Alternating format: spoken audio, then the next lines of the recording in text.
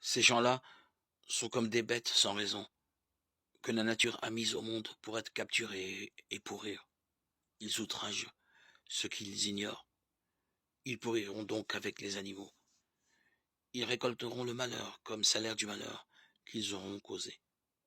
Ils croient trouver leur bonheur dans les plaisirs qu'ils prennent en plein jour.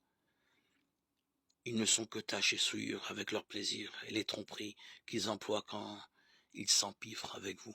Tous leurs regards, tournés vers les femmes adultères, sont en permanence avides de péché.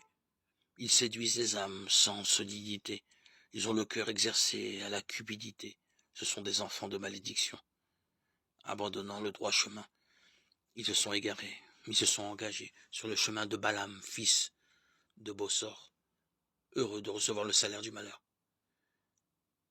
Celui-ci a pourtant reçu une leçon pour sa transgression. Une bête de somme sans voix s'est mise à parler avec une voix humaine et s'est opposée à la folie du prophète.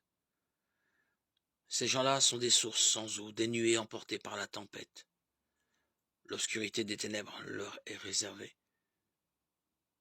Ils profèrent des énormités pleines de vide. Ils séduisent par leur passion charnelle et leur débauche ceux qui viennent tout juste de quitter les gens qui vivent dans l'égarement.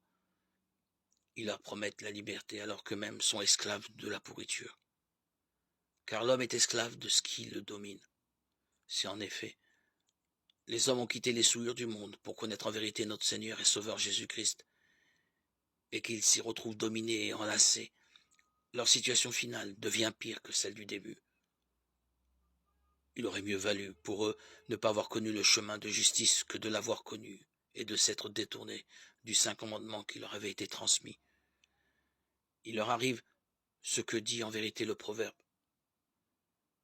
Le chien retourne à son vomissement, et la truie, aussitôt lavée, se vautre dans la boue. 2 Pierre 2, 12, 22.